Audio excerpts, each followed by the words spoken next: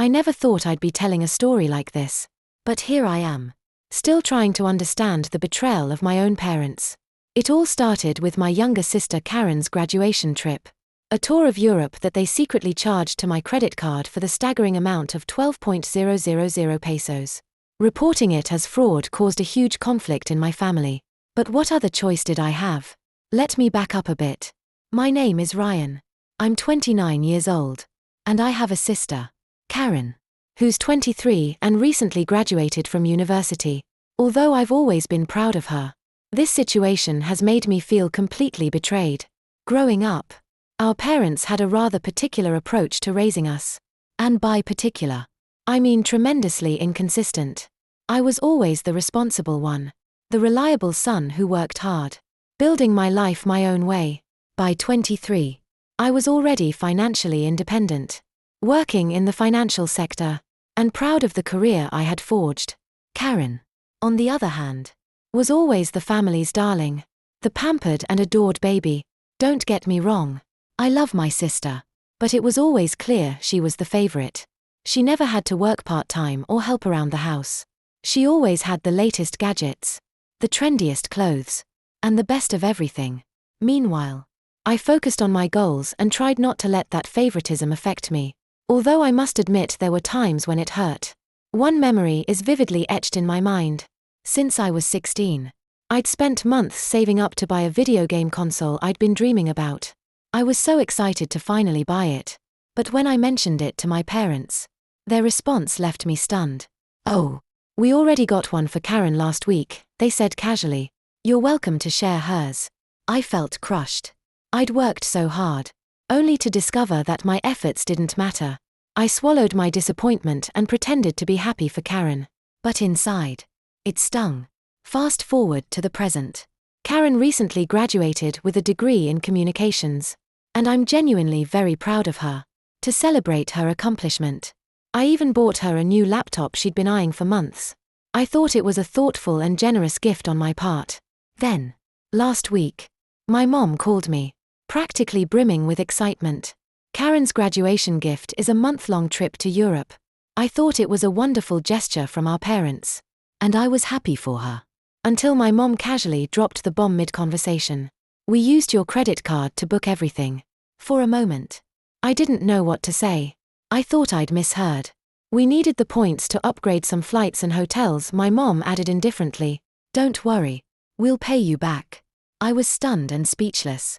When I finally managed to speak, I asked her how much they had spent. The answer hit me like a punch in the stomach. 120,000 pesos. Of that, 115,000 pesos was charged to my credit card without my knowledge or permission. Trying to remain calm, I said, "Mom, you can't use my credit card without asking me. That's illegal. And 120,000 pesos is a huge amount of money." But she brushed off my concerns as if it wasn't a big deal. "Oh, Ryan, don't be so dramatic. It's for your sister's graduation. Family takes care of each other, and we'll pay you back eventually." Her dismissive attitude made my blood boil. Finally, I asked, trying to keep calm, "Do you realize how much this affects my credit score? My credit limit? I might need it for emergencies. And most importantly, you've completely broken my trust." But she just wouldn't accept it. "You've always been so selfish," she retorted angrily. "Why can't you just be happy for your sister? This is her big moment. And your stinginess is ruining it." Selfish. She called me selfish for being upset about an unauthorized 12,000 peso charge on my credit card. I couldn't believe what I was hearing. I ended the call overwhelmed by anger, hurt, and disbelief. Over the next few days, I tried talking to my dad, hoping he'd be more reasonable, but he just echoed what my mom had said. He accused me of overreacting and insisted that I should support Karen. Meanwhile, Karen seemed completely oblivious to the situation. She was thrilled about the trip and kept thanking me for helping her with her graduation, as if I had willingly financed her dream vacation. When I tried to explain the situation to them, it was like talking to a wall. I started wondering if I was the crazy one. At that point, I realized I had to take matters into my own hands. I decided to call the credit card company and dispute the charges. I didn't know this decision would only make things worse. When I found out how my parents had managed to book everything for Karen's trip, I was astonished. They had used my credit card details that I had only given them for emergencies. According to the credit card company, it didn't qualify as fraud because I had willingly shared my card information with them. Just like that, I was left with a 120,000 peso debt, a maxed-out credit card, and a family who seemed to think I was selfish for refusing to pay for my sister's extravagant vacation. The betrayal cut deep. The very people who were supposed to love and support me had put me in an impossible position. I didn't know what to do. A part of me wanted to cancel the entire trip and put an end to this madness. But another part felt tempted to pay the debt just to avoid the inevitable family drama. Still, 120,000 pesos was an astronomical sum. And the thought of letting this go unquestioned disturbed me deeply. Deep down, I knew that if I let this slide without questioning it, what would stop them from doing something similar in the future? I couldn't help but wonder if I was overreacting. Should I swallow my pride, pay for the trip, and move on? Or should I stand my ground? Even if it meant creating a permanent rift in my family, I felt completely lost. The responses and advice I received after sharing my story were overwhelming. I can't thank people enough for their support and encouragement. Reading the comments helped me realize something very important. My anger was completely justified. I felt betrayed. And rightfully so. With this newfound clarity, I decided to take action. First, I called my credit card company again. This time, I provided them with more details about the situation, emphasizing that although my parents had my card information for emergencies, I had never approved its use for this purpose. After some back and forth, they agreed to investigate the case. I reported the charges as possible fraud. Then, I arranged a family Zoom call. I sent a group message to Karen and my parents, explaining that we needed to talk about this matter before I took further action. I wanted to give them a chance to make things right. When the call started, I began as calmly as I could. I explained why their actions were unacceptable. I talked about the legal implications, the damage to my trust, and the immense financial burden they had placed on me. I told them that they needed to cancel the trip immediately because I had already reported the charges as fraudulent. Their reaction wasn't what I'd hoped for. My parents became enraged and accused me of being overly dramatic and ruining Karen's special moment. My mother even went so far as to say, "We raised you, clothed you, and gave you a roof over your head. The least you could do is help your sister have this once-in-a-lifetime experience." I took a deep breath before responding. You chose to have children. And as parents, it was your responsibility to provide for us. That doesn't give you the right to use my credit card without my permission. At that point, Karen started crying. Through tears, she accused me of trying to ruin her graduation gift. "You've always been jealous of me. Why can't you just be happy for me for once?" Her words hurt, but they also strengthened my resolve. "Karen," I said softly, trying to keep my voice firm, "I'm proud of you. And I'm happy for your graduation. But this trip was booked illegally with money taken without my consent. That's not okay. And it's not a gift from me." For the first time during the call, my dad, who is usually quiet, intervened. "We didn't think it was a big deal," he said. "As a family, we've always had access to your card for emergencies. We thought this one time would be fine." I couldn't believe what I was hearing. "Dad, this wasn't an emergency. And 120,000 pesos is not a small sum. You can't just decide to spend that amount of money without consulting me." By the time the call ended, Karen was still crying. My parents were furious. And I was completely drained. They insisted I was overreacting and assured me they'd eventually pay me back. But they flatly refused to cancel the trip. After the call, I knew I needed to take further action. I contacted a lawyer and explained the situation. He confirmed that what my parents had done was illegal, and that I had every right to pursue legal action if I chose to. With this information, I went to the police and reported the unauthorized use of my credit card. The officer I spoke with was very understanding. He took down all the details and cautioned me that filing charges could cause a permanent rift in my family. But he also told me I was within my rights to proceed. At that point, I felt torn. I love my family deeply, But their actions were inexcusable. The thought of suing my own parents made me sick. But I also knew that if I didn't take a stand now, this kind of behavior could continue in the future. For now, I've decided to wait for the credit card company's investigation to conclude before making a final decision. To protect myself, I froze my credit, preventing any further unauthorized use. This whole experience has been an eye-opener. I've always tried to be the peacemaker in my family, the one who smooths things over and keeps everyone happy. But in doing so, I've allowed myself to be taken advantage of time and time again. As painful as this situation is, I feel empowered by finally standing up for myself and saying, "No, this is not okay." Thank you to everyone who has offered advice and support. I'll provide another update once the credit card company investigation is complete. Or if anything else significant happens with my family situation. The good news is that the credit card company completed their investigation and ruled in my favor. The charges were reversed, and the 120,000 peso debt was removed from my account. Having that financial burden lifted feels like a huge weight has been taken off my shoulders. But as for my family, that's a completely different story. Everything spiraled out of control when my parents and Karen discovered that the credit card dispute had cancelled the trip. My phone was bombarded with angry calls and messages. They were furious and blamed me for ruining Karen's life. My mother even left a particularly harsh voicemail, calling me a selfish and ungrateful son. But the situation didn't end there. Karen took to social media and posted an emotional video about how her spiteful brother had destroyed her dream graduation trip. The fallout was immediate. Mutual friends and family started calling and messaging me, asking why I was treating Karen so badly. The story was getting out of control, and I felt I had no choice but to set the record straight. I wrote a calm, factual post explaining what had really happened. I described how my card was used without my consent and how I tried to resolve the situation with my family before involving the credit card company. The reactions were mixed. Some people supported me and expressed their disappointment in my parents' behavior, while others felt that I should have sacrificed for the team and let Karen have her trip.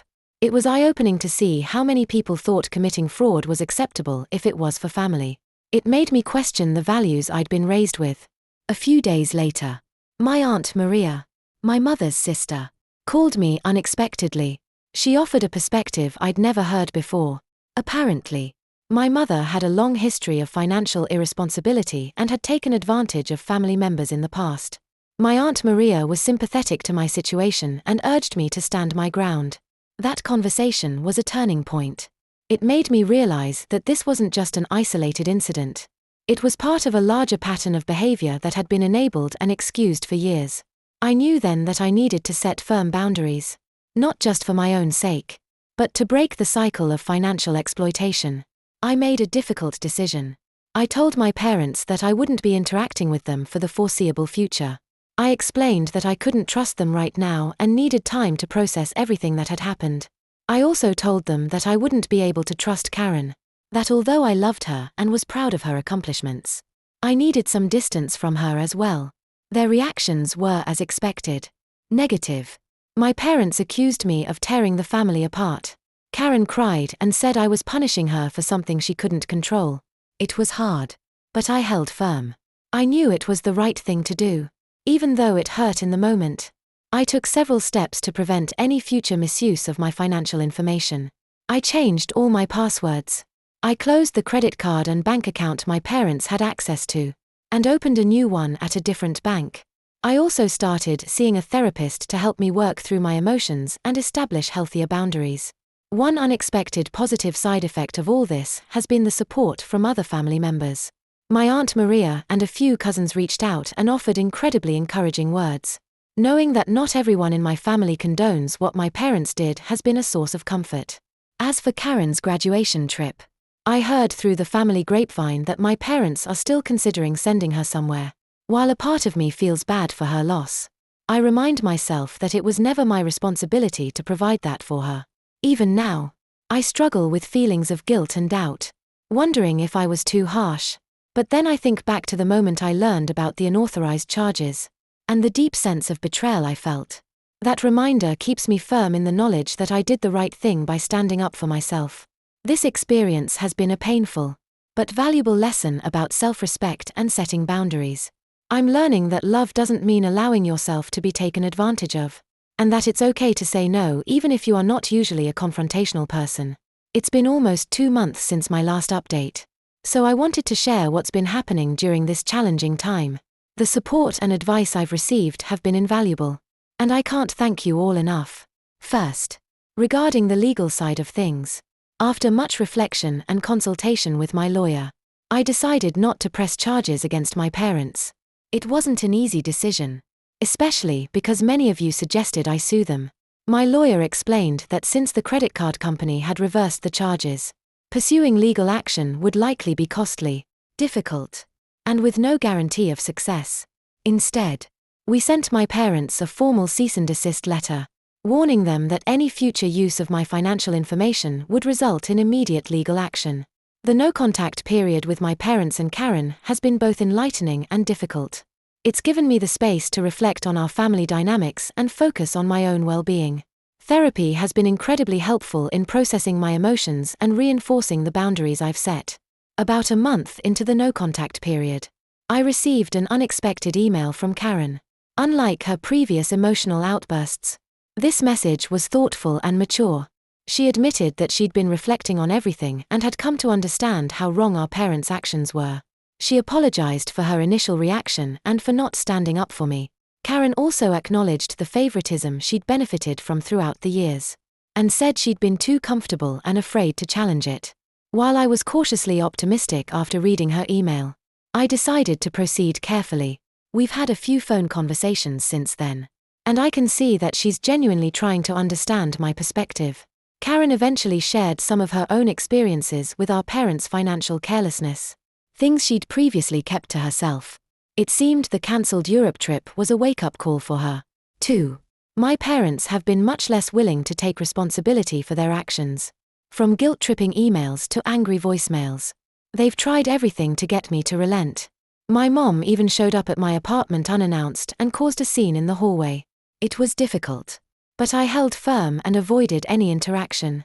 The dynamics within the extended family have been mixed. Some relatives, like my Aunt Maria, have been incredibly supportive. She's become a great ally and friend throughout all of this. Others, however, have pressured me to reconcile, pushing the family peace narrative. For my own mental health, I've had to distance myself from some of these relatives. Despite the challenges, this situation has brought some unexpected personal growth. The time and energy I previously spent managing family drama has been redirected toward my own life and goals. I've taken up a new hobby, photography, and have been spending more time with friends who respect my boundaries. I've also made some important financial decisions. I started building a more robust emergency fund and increasing my retirement savings. The experience has highlighted the importance of independence and financial stability. Last week, I had some good news. I received a promotion at work, along with a significant raise. In the past, I might have felt obligated to share this news with my family and perhaps offer financial assistance.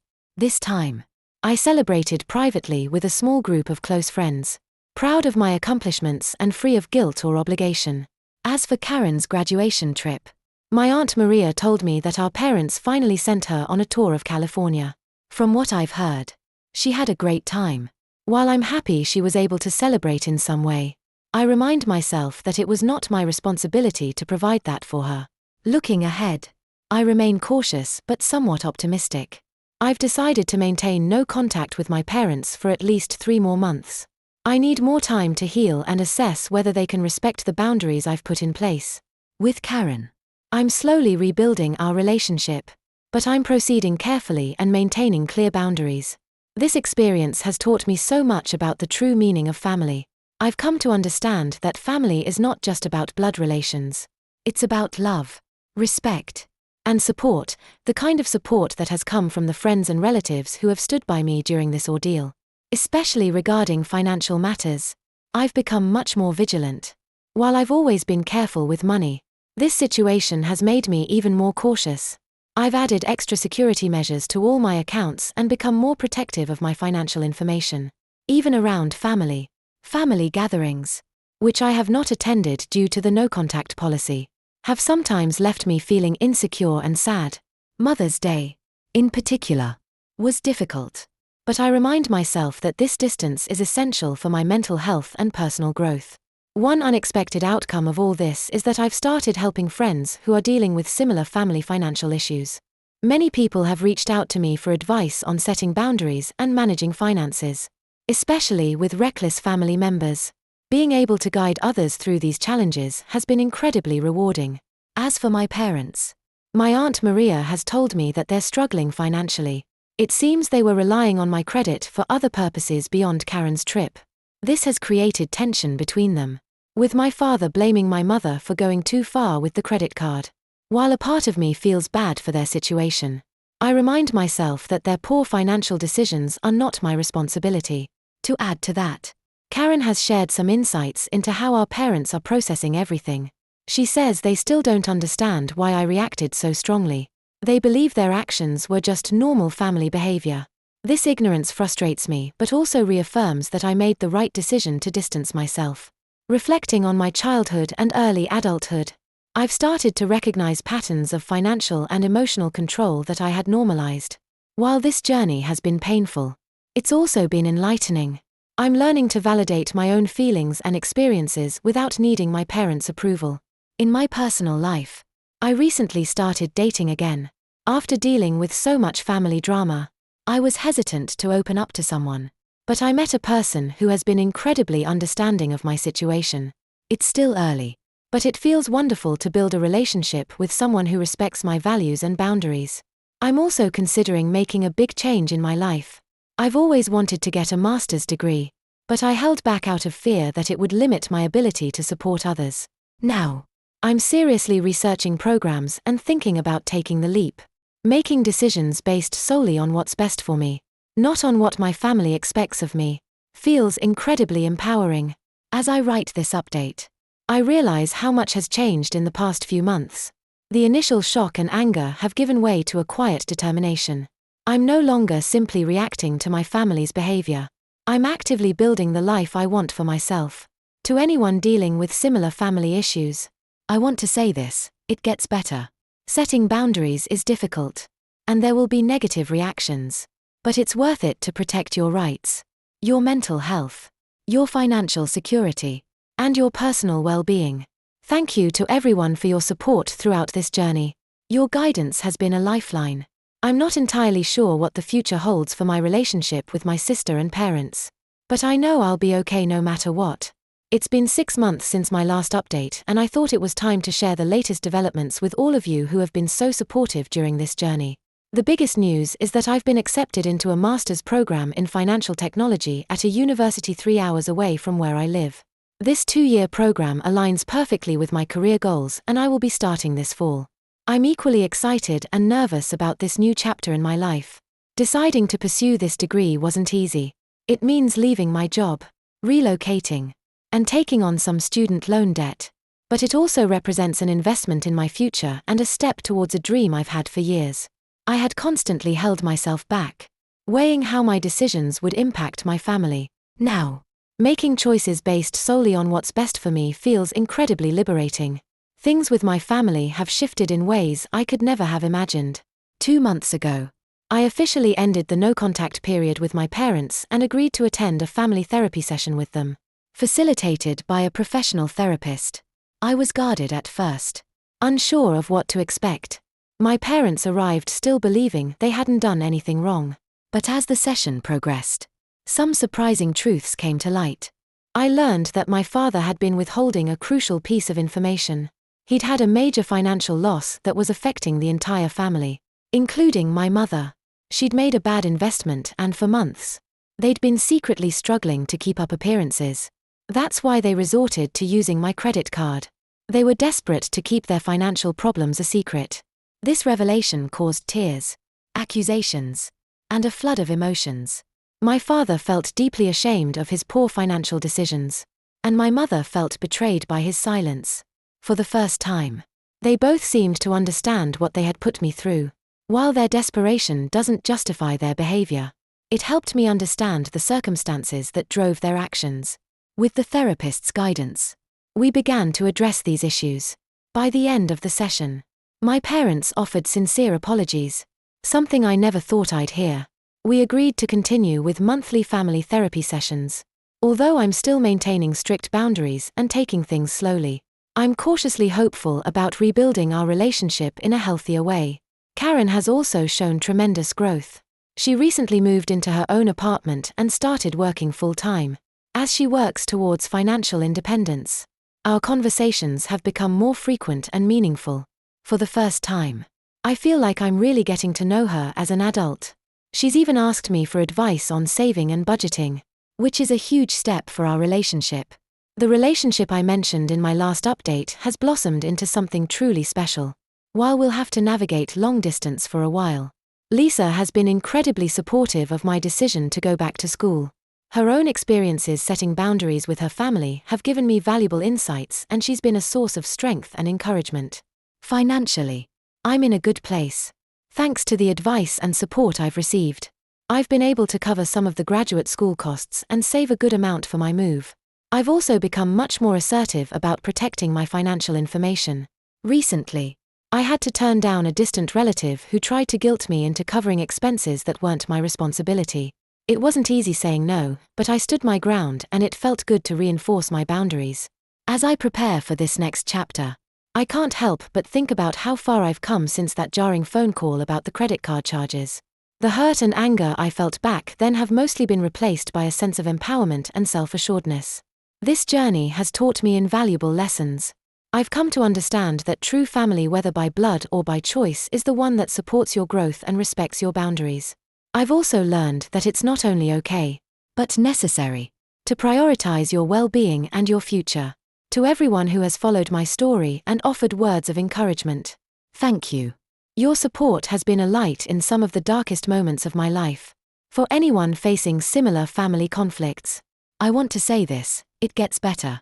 Setting boundaries is difficult and there can be negative reactions. But it's worth it to defend your right to take care of your mental health, your finances, and your personal space. As I pack up my apartment and get ready for this exciting new stage, I feel a sense of hope and possibility I haven't felt in years. I'm incredibly proud of how far I've come, and eager to see what the future holds. I'll be busy with moving and starting school, so I may not update for a while. But I will always be grateful for all the guidance and strength I've received from this community. Here's to new beginnings, hard-earned wisdom, and the courage to create the lives we truly want.